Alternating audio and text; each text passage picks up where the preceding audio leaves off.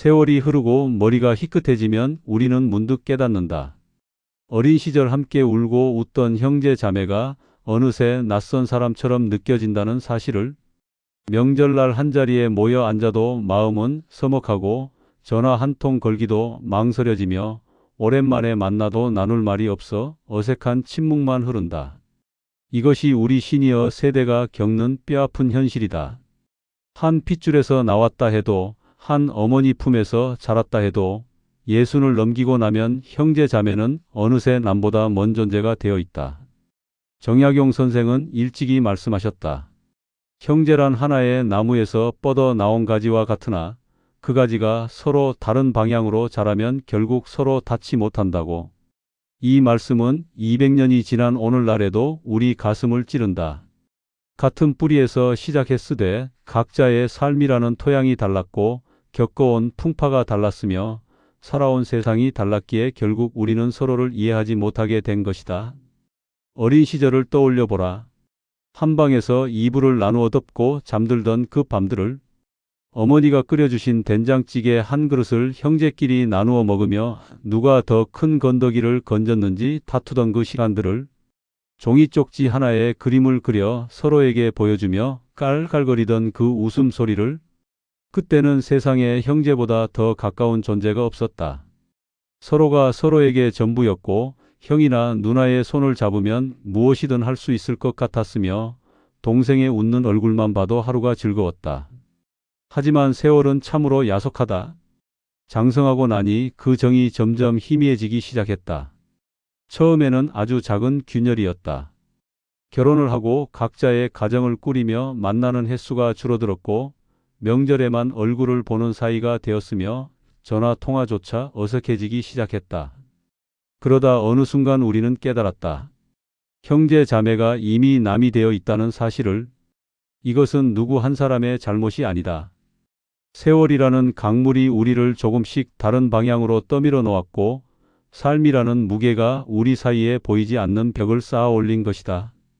그렇다면 도대체 무엇이 우리 형제 자매를 이토록 멀어지게 만들었는가?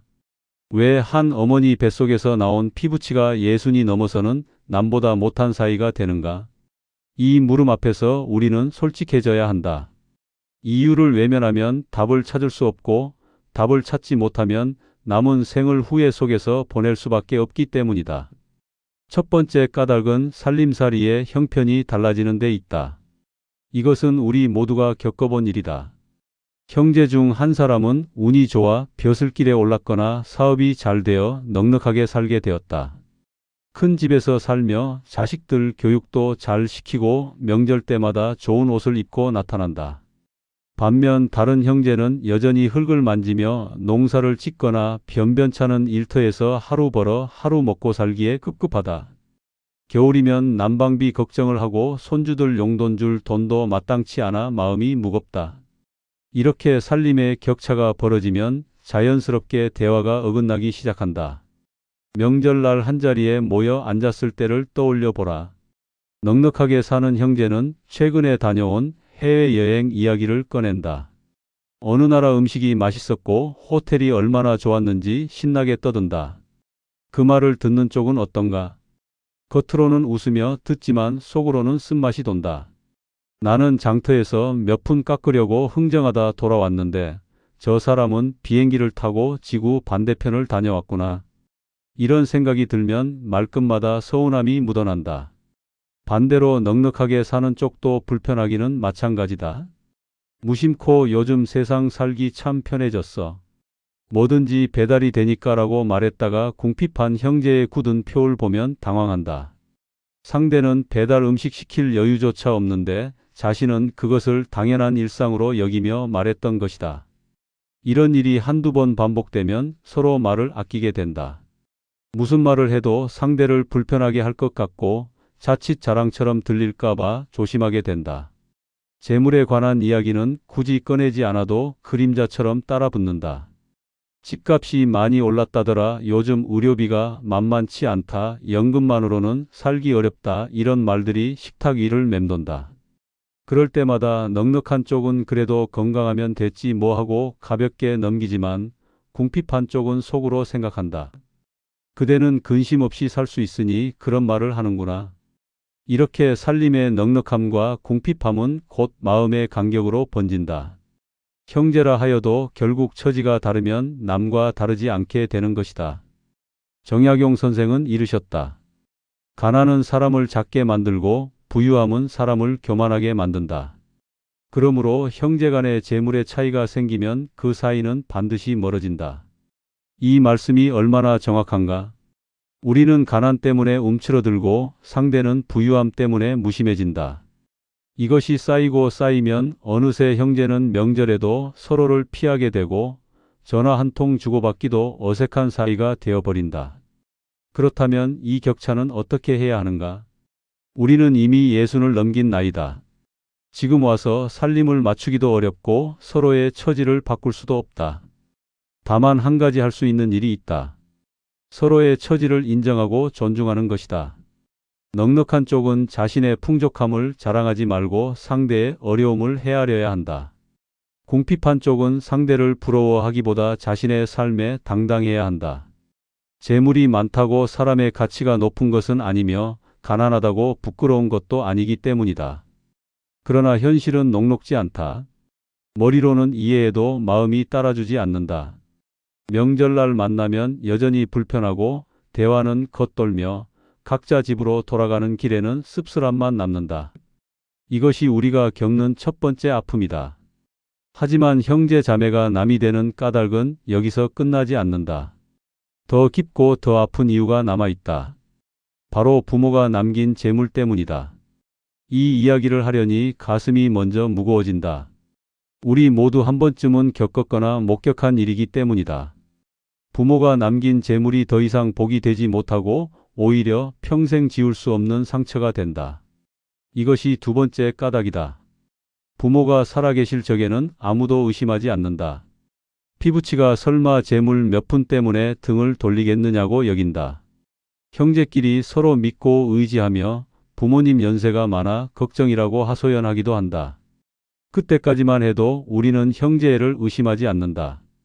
허나 부모가 세상을 뜨고 집 한 칸 혹은 논밭 몇 마지기, 예금 통장 하나가 남는 순간 그날부터는 형제 사이가 곧 이익을 다투는 자리로 변해버린다. 장례를 치르고 사무제를 지내고 나면 이제 재산을 나누어야 한다는 이야기가 나온다. 그 순간부터 형제의 얼굴이 달라진다. 평소에는 보이지 않던 욕심이 고개를 든다. 나는 오랫동안 부모님 곁을 지켰으니 더 받아야 한다. 한쪽이 말한다. 실제로 그는 10년 넘게 부모님을 모시며 병원에 모시고 다니고 식사를 챙기며 살았다. 다른 형제들은 멀리 떨어져 살며 명절에나 한 번씩 얼굴을 비췄다. 그러니 자신이 더 많이 받는 것이 당연하다고 생각한다. 하지만 다른 형제는 이렇게 받아친다. 그건 내가 좋아서 한 일 아니냐? 우리는 돈을 보내며 도왔다. 법적으로는 똑같이 나눠야 한다. 억울함과 분노가 맞부딪힌다. 한쪽은 수고의 대가를 원하고 다른 쪽은 법적 권리를 주장한다. 이 싸움에서 누구도 이길 수 없다. 모두가 상처만 입을 뿐이다. 특히 부모를 마지막까지 모신 이는 더 깊은 상처를 입는다. 오랜 세월 곁을 지키며 밤잠을 설치고 기저귀를 갈아드리고 병원 복도에서 기다리며 울었던 그 모든 시간이 재물을 나눌 때에는 아무 일도 아닌 듯 무시되기 때문이다. 우리도 마음은 있었어. 다만 형편상 그렇게 못했을 뿐이야.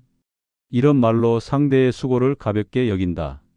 그 말을 듣는 순간 모신 쪽은 분노로 몸이 떨린다. 그럼 나는 왜 이 고생을 했나? 형제들이 알아줄 줄 알았는데 결국 나만 바보였구나.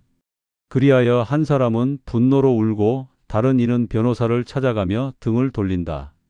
법정까지 가는 경우도 있다. 친형제가 법정에서 마주 앉아 서로를 원수처럼 노려본다. 판사 앞에서 서로의 잘못을 늘어놓고 증거를 제출하며 상대를 이기려 애쓴다. 그 광경이 얼마나 비참한가. 한 어머니 뱃속에서 나온 형제가 이제는 법으로 다투는 원수가 되었다. 결국 남는 것은 형제의 정이 아니라 깊은 원망뿐이다. 재산은 나누어 가졌지만 마음은 영원히 갈라졌다. 제사 날에도 함께 모이지 못하고 명절에도 서로의 이름을 부르지 않게 된다. 부모의 유산이 자식들에게는 전쟁의 씨앗이 되는 셈이다. 재물은 본래 잠시 머무는 것인데 사람 마음은 그 앞에서 가장 날카로운 본심을 드러낸다. 평소에는 감추어 두었던 서운함과 욕심이 터져 나온다. 너는 항상 부모님께 예뻐만 받았잖아. 나는 늘 혼나기만 했어. 내가 대학 갈 때 우리 집 형편이 얼마나 어려웠는지 알아? 수십 년 묵은 감정들이 쏟아져 나온다. 그 순간 관계는 돌이킬 수 없게 된다. 정약용 선생은 경고하셨다. 부모의 재물을 다투는 자식은 부모의 영혼을 욕되게 하는 것이니 차라리 재물을 버리고 형제의 정을 지키는 것이 효도다. 하지만 이 말씀을 기억하는 이가 얼마나 되겠는가? 재물 앞에서 우리는 모두 약해진다. 도덕도 효도도 잊고 오직 내 목만을 챙기려 든다. 그러므로 기억할 일은 분명하다. 부모의 마지막이 곧 형제의 마지막이 될 수도 있다는 사실이다. 부모가 남긴 재물을 어떻게 나누느냐에 따라 형제는 평생 가까이 지낼 수도 있고 영원히 남이 될 수도 있다. 재물보다 소중한 것이 형제의 정이라는 사실을 잊지 말아야 한다. 하지만 현실에서 이것을 실천하기란 참으로 어렵다. 우리는 이미 그 어려움을 뼈저리게 경험했다. 이제 우리는 더 깊은 물음 앞에 섰다. 재물과 살림의 차이만으로 형제가 남이 되는 것은 아니다. 더 근본적인 이유가 있다. 바로 우리가 서로 전혀 다른 세상을 살아왔다는 사실이다. 이것이 세 번째 까닭이다. 같은 부모 아래 자랐어도 결국은 전혀 다른 인생을 살아온 것이다. 어린 시절을 다시 떠올려 보자. 우리는 한 방에서 함께 잤다. 한 그릇에 밥을 나누어 먹었다. 형이 동생에게 구슬을 주면 동생은 그것을 보물처럼 간직했다. 누나가 동생 머리를 빗겨주면 동생은 가만히 앉아 그 손길을 느꼈다. 그때는 마음만 통하면 세상을 다 가진 듯 했다. 형제가 곧 세상의 전부였고 서로가 서로에게 위로이자 친구였다. 하지만 세월이 흐르며 각자 다른 길을 걷게 되었다. 한 사람은 도시로 나가 공부를 했고 다른 사람은 시골에 남아 농사를 지었다. 한 사람은 회사에 다니며 월급을 받고 다른 사람은 장사를 하며 흥정을 배웠다. 한 사람은 책을 읽고 글을 쓰며 살았고 다른 사람은 흙을 만지고 날씨를 보며 살았다. 이렇게 수십 년을 각자의 세상에서 보내다 보니 생각이 달라지고 말투가 달라지며 삶의 가치가 전혀 다른 방향으로 흘러갔다. 명절날 오랜만에 만나 이야기를 나눠보면 금방 알 수 있다. 대화가 이어지지 않는다. 한쪽이 정치 이야기를 꺼내면 다른 쪽은 시큰둥하다. 한쪽이 건강 이야기를 하면 다른 쪽은 관심이 없다. 서로 살아온 세상이 다르니 관심사도 다르고 걱정거리도 다르며 기쁨을 느끼는 지점도 다르다. 들판에서 평생 농사를 지으며 흙과 씨름한 사람과 도성에서 벼슬살이를 하며 글과 장부를 다룬 사람이 어떻게 같은 언어로 말할 수 있겠는가? 한쪽은 올해 날씨가 어떻고 작황이 어떤지를 이야기하고 다른 쪽은 회사 조직이 어떻고 상사가 어떤지를 이야기한다. 서로의 세계가 전혀 겹치지 않는다. 그러니 대화는 겉돌고 침묵이 흐르며 어색함만 남는다. 더 안타까운 것은 아무렇지 않게 내뱉은 말이 상대에게는 깊은 상처가 된다는 사실이다. 요즘 젊은이들은 버릇이 없어라고 말했다가 도시에서 자식을 키운 형제의 얼굴이 굳어지는 것을 본다. 그는 자식 교육에 최선을 다했는데 그 말이 자신을 무시하는 것처럼 들린 것이다. 반대로 시골은 너무 답답해. 어떻게 그렇게 살아? 라고 말했다가 시골에서 평생 산 형제가 분노하는 것을 본다. 그는 자신의 삶이 부정당한 것처럼 느낀 것이다. 가까운 사이라 여겨 말을 가볍게 던지지만 오히려 그 말이 깊은 상처가 된다. 남이었다면 조심스럽게 말했을 텐데 형제라 생각하니 막 던진 말이 칼이 되어 돌아온다. 형제니까 이해해 줄 거야 라고 생각했지만 상대는 형제라면서 왜 나를 무시하느냐고 받아들인다. 어린 날의 추억은 잠시 마음을 붙잡을 수 있을 뿐 수십 년 서로 다른 삶이 쌓아온 차이를 메우기는 어렵다. 우리 어릴 때 참 재미있었지?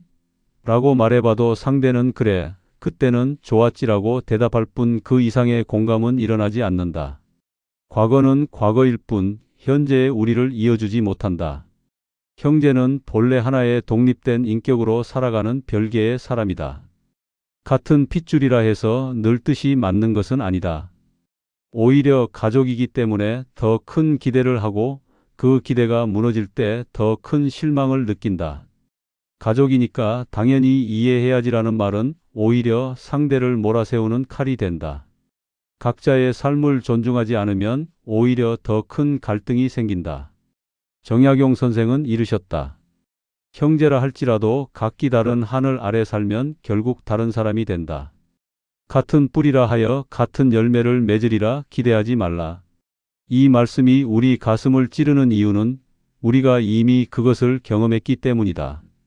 우리는 형제가 당연히 나를 이해해 줄 거라 기대했지만 그들은 이미 나와 다른 사람이 되어 있었다.